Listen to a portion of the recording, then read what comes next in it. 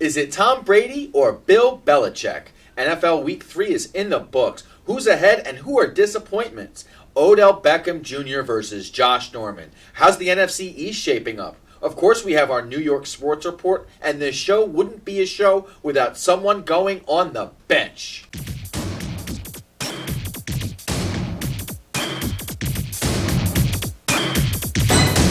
Welcome to this week's edition of What's the 411Sports. I'm Keisha Wilson. I'm Mike McDonald. And I'm Vincent Davis. And before we get to what's poppin', let's get some quick bites. Chris Bosh's days with the Miami Heat are over after he failed his preseason physical and is not eligible to report to training camp. New England Patriots quarterback Tom Brady has a lot of time on his hands since serving his 4-game suspension. How is he spending his time, you ask? I'm glad you did. He is spending his time with his supermodel wife, Gisele Bundchen, tossing the pigskin in the backyard, staying in football shape. He has also been seen at his alma mater, the University of Michigan, tossing the football with Coach Jim Harbaugh. I don't know about you guys. Even in suspended, life looks pretty good for Tom Brady. Minnesota Timberwolves forward Kevin Garnett has announced his retirement after 21 seasons in the NBA. And last and certainly not least, the legendary 67-year career of Vin Scully comes to an end on October 2nd when he calls his last game for the LA Dodgers. Scully actually began his career when the Dodgers were located right here in Brooklyn. Mike, you've got some what's poppin' for us. That's right, Keisha. We're going to start with the NFL, and with Week 3 in the books, I ask both of you, and we'll start with Keisha, what are some of the biggest surprises for you so far in this NFL season? And for you, what have been some of the teams that have been kind of disappointing us so far this season? And lastly, are some of the coaches on the NFL hot seat? We know Rex Ryan, of course, as always, is, but they lost. They actually beat the Arizona Cardinals, right, the Buffalo Bills this weekend. So, Keisha, what are your thoughts so far? I think one of the biggest surprises to me is the Minnesota Vikings. They have no Teddy Bridgewater, no Adrian Peterson, and they have still managed to be 3-0. And I think that the defense is the star of that team. And the last win they had was an impressive one against the Carolina Panthers when they sacked Cam Newton 8 times. So then on the flip side, I think the Panthers are a little bit of a disappointment for me. I thought that after going to the Super Bowl and losing the way that they did to the Denver Broncos and having just about everybody in place again this year from that team, I thought they would really come out as gangbusters and really have something to prove. In terms of coaches on the hot seat, I think that Sean Payton should be on the hot seat. So far, the Saints are 1-2 at this point, and it's very a lopsided team. They will put up points. Drew Brees will toss the heck out of that football, and they have a pretty good running game, but that defense stinks, and it has stunk for the past few seasons. So I think, and then quickly, I think Marvin Lewis, if they can't get to the playoffs and win a playoff game, maybe it might look for a change. Michael, Philadelphia is a shock. They're playing with a rookie quarterback. They're doing really well. Minnesota, as Keisha mentioned, is doing really well. The Jets are confusing. Cincinnati's confusing. There's a lot of teams. There's a lot of things that's going on. There's teams that's winning that you're not expecting to win. There's teams that are losing that you're not expecting to lose. So I don't know. When she talks about New Orleans, the Saints, you expect more from them. They have a great quarterback, but they can't win. They can't bring in the big one. So there's no telling. We're gonna have to wait and see. We're gonna have to wait and see till the middle of the season, because all it takes is one game to get you off of the hot seat. Rex was on the hot seat last week. This week he's not. So we'll have to see. Keisha, I love what you said about the Minnesota Vikings. Make no mistake about it. This team in an NFC that's wide open this year is going to be able to compete to get to the Super Bowl. They have proven that with that defense that they're going to be able to go out and possibly win that NFC North. Denver proved last season that if you have an above-average quarterback, as they did with Peyton Manning, and a defense that can go out and crush teams, you can go ahead and win a championship, and I think Minnesota will be in the mix to contend this season, no doubt about it. As far as a surprise for me this season, I think the Atlanta Falcons, on Monday Night Football, they had a very impressive win against the New Orleans Saints. They put up about 45 points. This is a team that I thought would tank this season, possibly go 6-10, 7-9, and I think that they'll have an opportunity to go ahead and win the NFC South, no doubt about it. And lastly, as far as a disappointment for me, it's the Indianapolis Colts. This is a team that should not have a losing record right now, and Chuck Pagano, I'll take that, and I'll put him on a hot seat. I know, as you pointed out, as you pointed out, Vincent, it's still so early in the season, and teams that are struggling can turn it around. Teams that are 3-0, they can turn around at the drop of a hat like that, no question about it. But Chuck Pagano, this was a coach that they thought was going to leave at the end of the season, possibly. Jim Irsay went ahead and gave him, the owner of the Colts, went ahead and gave him an extension, which people did not think because he has a rift with the general manager. But Chuck Pagano, look, Andrew Luck has not necessarily been the franchise quarterback that we thought he would be. That doesn't mean he's not one of the top 10 quarterbacks in the NFL. But I really want to see the Indianapolis Colts turn things around. I like Luck, and I think that if they can't even make the playoffs this year, or at least go on somewhat of a playoff run, then Chuck Pagano's got to go out the door. No excuses. If I was you, I'd wait till the middle of the season before I really get excited about Atlanta. Yes, okay. Yeah. I think just quickly staying with the Indianapolis Colts, I think the general manager should be on the hot seat because they have not gotten Andrew Luck the protection that they need. And they just gave him being Andrew Luck, a lot of money, and he's getting banged up. The average text takes your eyes off the road for nearly 5 seconds. At highway speeds, that's enough time to travel the length of a football field. Stop the texts, stop the wrecks. We touched on Tom Brady a little bit earlier, and we're going to go back to New England, and we're going to talk about Brady versus Belichick. So far, as we may have mentioned, the Patriots without Tom Brady are 3-0, and the last victory that they had was a spanking of the Houston Texans with a third-string quarterback in the game. So with this record being 3-0 without Brady, which one was more instrumental in the Patriots' success? Michael, Keisha, this is a classic example of the chicken and the egg debate. Great coaches have always given credit to their players. Now, he's playing, like she said, with the third-string quarterback, and they're still winning, and they're winning against quality teams. Does that make Brady look any less of a quarterback because they're winning with I can never pronounce the guy's name. Garoppolo, and possibly have to put in Edelman. I think, like you said, chicken and the egg. I was going to call it an apples and orange argument because this one is so tough to call. I think what's going to happen is, and of course, if Belichick was in his 40s or early 50s, it would be a little bit different. But with a guy in his 60s, we don't know how much longer he's going to coach. But what I think is when we see Brady, let's say he has 4 or 5 seasons left, and Belichick is still coaching another 5 or 10 years after that, I think we'll really be able to answer this question when Brady retires and then Belichick is left to find a new franchise quarterback at that. In other words, if Brady retires and then Belichick is still coaching in New England for 5 or 10 seasons and they're missing the playoffs, and then we're going to be able to say, okay, well, Brady was really the main reason for all of your success. But as Vincent said, these two, they're so great. Brady, for me, best quarterback of all time, no questions asked. Belichick, head coach, best of all time, no questions asked. I think they both have proven that with the longevity of their careers. Yeah, I give the slight edge to Belichick. I'm going to go along the lines of Vincent in that Belichick, one of his best abilities is the culture that he sets in the locker room. His guys buy into his system and the Patriot way, and they have this next man up mentality. Who the person ahead of you goes down, you step right in and you play.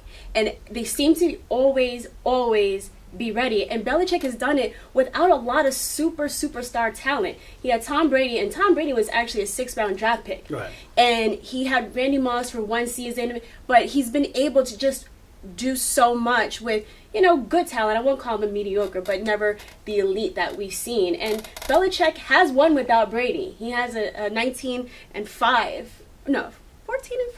Let me check on that really quickly. 14-5 record. It's a small sample size based on the years and games that have been played, but he can do it without Brady. He prefers not to, but he can do it. And you have to give Belichick credit because he prepares for the games. Belichick and people want to claim that Belichick is a cheater. from some of the things that have happened in the past. He just tries to find an edge. And there's nothing wrong with finding an edge. The other teams have probably tried to find edges also. They just haven't been discovered. They haven't been caught. And you have to give him credit for his preparation. Yes. So we'll see. Brady comes back shortly, and I'm sure the Patriots will probably keep their winning ways. So we're going to stay with quarterbacks, and we're going to go to the West Coast and talk about San Francisco 49ers backup quarterback Colin Kaepernick. Over the past few weeks, he's been taking a knee during the national anthem as a stand against police brutality against blacks, and it seems to be a movement that's spreading. And the latest show of support was from a group of over 100 middle school and high school students from the Oakland Unified School District's honor band. The band recently played the national anthem during an Oakland A's baseball game, and as the song hit the crescendo, they knelt and continued playing, and the crowd loved it. They applauded. What do you think about Kaepernick and what he's doing, his protest, and how it seems to have been spreading across the NFL and even outside of the NFL? I applaud Kaepernick. This is a guy that's had a tough time in his career the last couple of years, right? This is a guy who was supposed to be the next Joe Montana when he was with the San Francisco 49ers. He's been a backup for the last couple of seasons. Not easy to do. That's not easy to do. And what he has done is for him to go out on a limb here and really take a stance. I really applaud what he's been able to do. And it's been a domino effect. We've seen other players in the NFL, specifically with the Miami Dolphins, taking a stand. Look, the state of this country right now, there's a lot of bad things that are happening in this country. And I think that there are a lot of white people who have a closed-minded view about what's going on with law enforcement and the way that black people, men and women, are getting treated in this country. And it's happening at an alarming rate. And it disgusts somebody like me, where when you're seeing it week after week in incidents from Charlotte to Oklahoma, all the way out to California, all over this country, even here in New York when we had the incident out in Staten Island a couple years ago. This is something that continues to happen and continues to happen. Look, I think that there's a lot of great police officers all across this country. At the same time, and I'll finish with this, there's also a lot of police officers, both men and women, white police officers, that are shooting unarmed black people, and it's continuing to happen over and over and over again. And for people, specifically, like I said, white people that are saying that they should be no, they have a right to go ahead and sit for the national anthem when there are a lot of things that are going on in this country right now that are just completely unacceptable. Correctamundo. Howard University in Washington, D.C., their cheerleaders took a knee during the national anthem. Instead of doing their cheers or whatever they usually do, they took a knee in support of Colin Kaepernick. When the officers who killed Eric Garner in Staten Island, what they were doing was they were trying to get overtime. So the shift was nearly over. They wanted to make some extra money, and so they figured they could harass this guy, and it just went bad. You have to have respect for the people in the community, and the people in the community will respect you. What about the cop who was playing basketball with the kids in Florida, and then he went and got Shaq, and Shaq joined them? And people were complaining in the neighborhood about these kids making a lot of noise. And this guy said, the cop said he'd rather have the kids out there playing than doing something else that was destructive. And it became, people gathered around them and rallied behind them. So it's the individuals. They are bad and there's good. Yeah, I mean, I feel as though we're almost in our second wave of civil rights movement, and Colin Kaepernick his stance has really showed, and I think Mike touched on it, where America is, and we're not as progressive as we think that we are, because he took a kneel, which he has every right to do. Veterans fight for our rights to peacefully protest, and that's what they're doing. That's what he's doing, and that's what everybody else is doing, but they're being criticized and called un-American and ungrateful because the veterans fight for this, but they're exercising what these veterans fight for. And it's getting really a little in a gray area because it almost seems like patriotism is the new racism. Instead of focusing on why he's kneeling, they're focusing on just the symbolic act. And I feel as though, these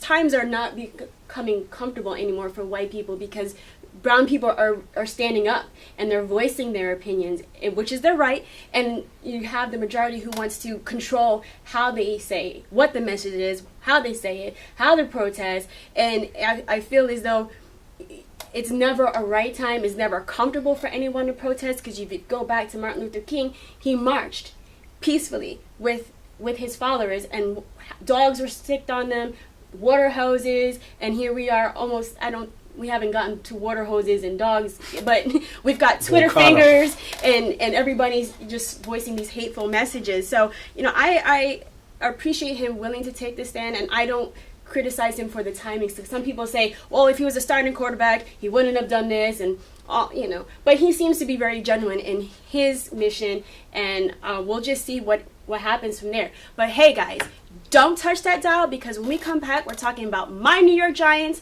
the New York Jets, the Mets, the Knicks, the Nets, and the New York Liberty. So stay tuned. My new dad teaches me all kinds of stuff. I wouldn't use this one. He helps me with my decision making. Never.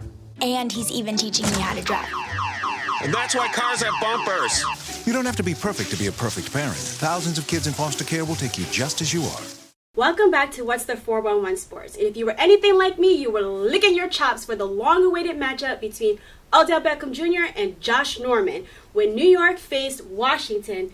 Mike, what were your thoughts about this matchup, and do you have any predictions for the NFC East in this baby stage of the season? Very disappointed in Odell Beckham Jr. I was really anticipating this matchup. This is the second time in 2 seasons now where Odell Beckham has acted like a complete jerk on the sidelines while playing against Josh Norman. If I'm Ben McAdoo, I'm going to call him out in front of the rest of the team, and if he does it again, I would bench him.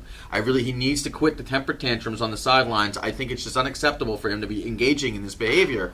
On top of that, I think that the Giants, who just shot themselves in the foot against the Washington Redskins for the second time in 2 seasons, where they had a golden opportunity to win the division last year on the road against Washington, and they disappointed us. And then, of course, they do the same thing again this year. I think the NFC East is wide open. The Eagles look good. We got a long way to go. But I'm still going to pick the Giants. You still have Eli Manning. You still have a guy who's won 2 Super Bowl championships for you. So I hope that the Giants can go ahead and regroup. But it's not going to be easy, because you got to go on the road on Monday Night Football and play against the Minnesota Vikings. So I think the Giants will still hold on to the win of the division, but I think that it was an unacceptable loss with all the penalties that they had, and I think Odell Beckham Jr. was one of the culprits on Sunday afternoon. I can't believe that they lost. The loss to Washington is unacceptable. Washington is a team that they should have beaten, and it may prove at the end of the season to be a game that they needed. Mike, I cannot believe you took that stance against Odell Beckham. What?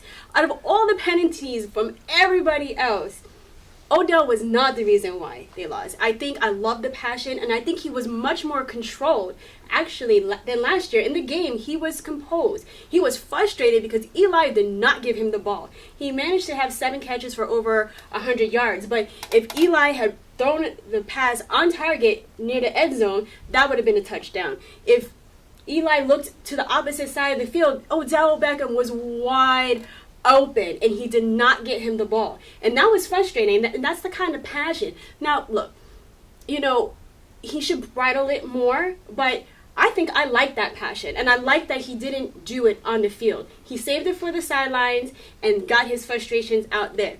Yeah, but it's that good either.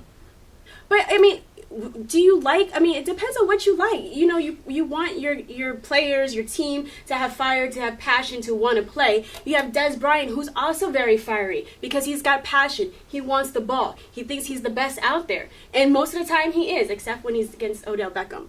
But quickly on the NFC East, I agree with Mike. It's wide open. I'm giving the edge to the Giants because of Eli Manning. With his warts and all, he's a veteran. He's going against 2 rookie quarterbacks in the division and a Kirk Cousins.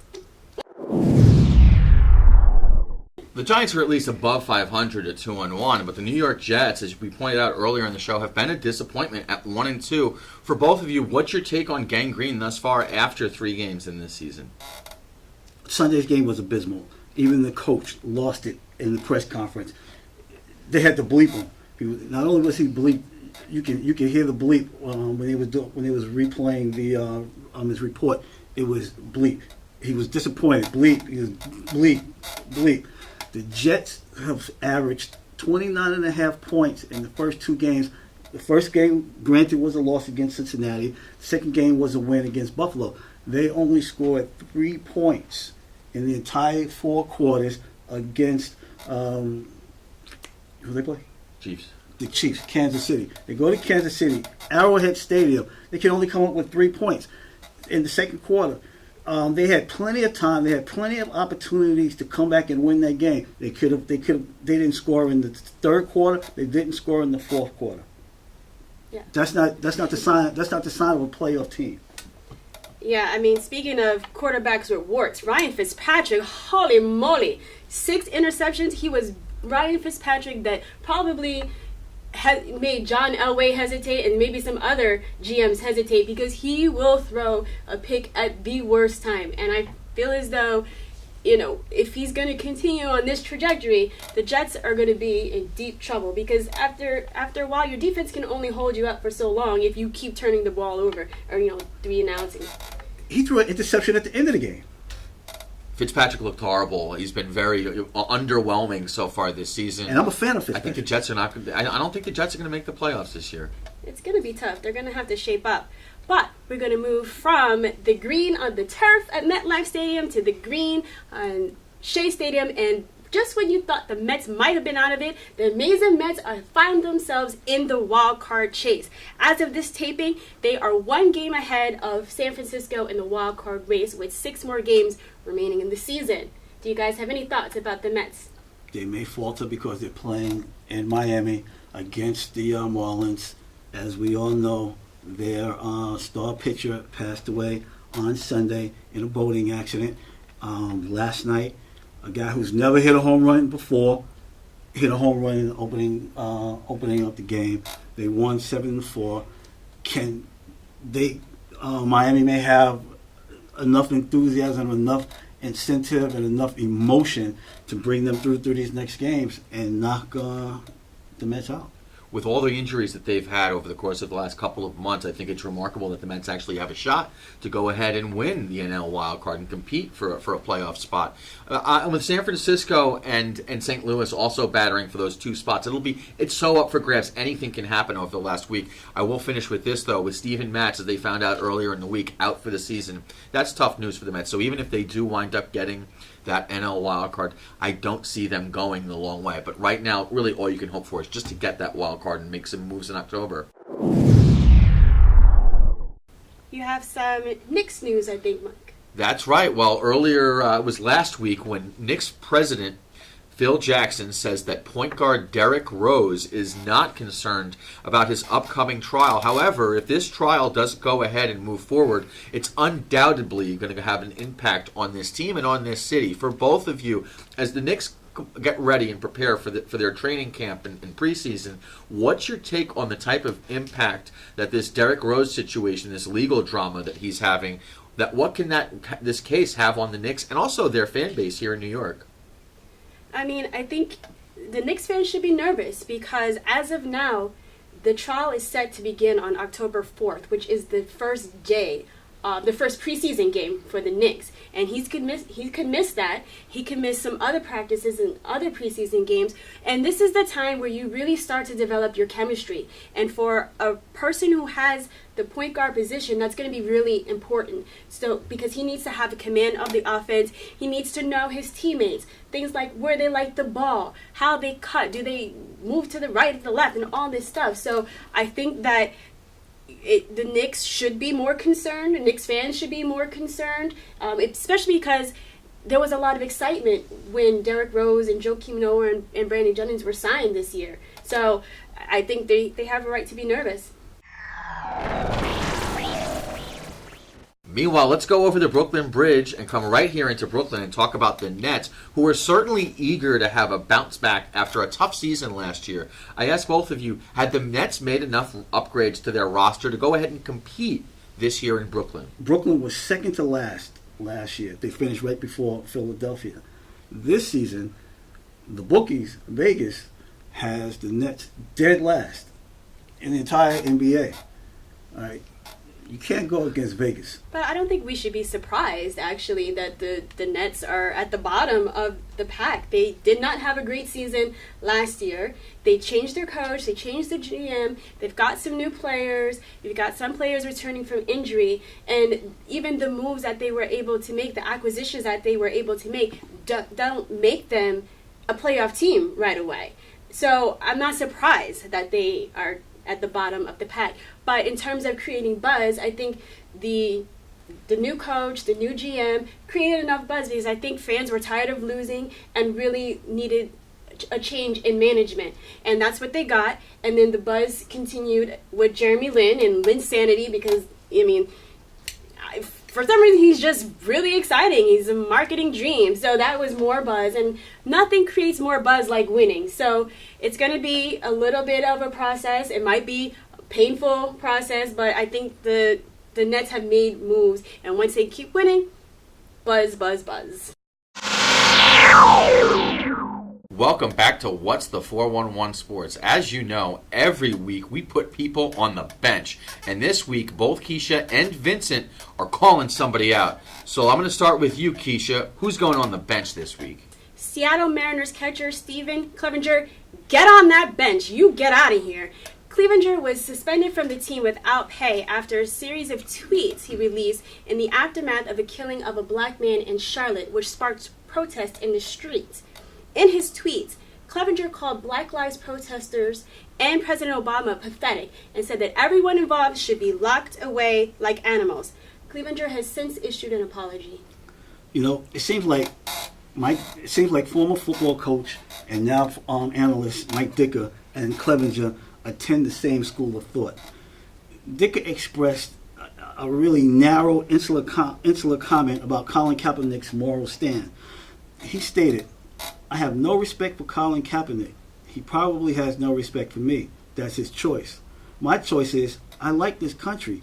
I respect our flag, and I don't see all the atrocities going on in this country that people say are going on." He further added that, "I see opportunities if people want to look for opportunity. Now, if they don't want to look for them, then you can find problems with anything. But this is the land of opportunity because you can be anything you want to be if you work. If you don't work, that's a different problem." This has been an emotional sports-filled week with many ups and downs. First, with the tragic news of Miami Marlins pitcher Jose Fernandez passing away in a tragic boating accident early Sunday morning, and then the news of the sorrowful death of golf great Arnold Palmer, who passed away at the age of 87. Then to find out that actor Bill Nunn, who played the classic character Radio Raheem in Spike Lee's movie Do the Right Thing. You may remember him with Love and Hate. He died from a long illness of leukemia. He was only 63 years old. Our condolences are with the family and friends of each of these individuals. May they rest in peace. Traditional light bulbs actually generate 9 times more heat than light. Switch to energy-saving bulbs. Saving energy saves you money. Mike and Vincent, this is my least favorite part of the show. It's a time when we have to say goodbye to all of you, our friends. But you can stay tuned and keep up with us until we meet again next week by following us on Instagram and Twitter, liking us on Facebook, and subscribing to our YouTube channel, all at 411 Sports TV. I'm Keisha Wilson, and on behalf of Mike McDonald and Vincent Davis, we'd like to thank you for joining us, and we look forward to seeing you again next week.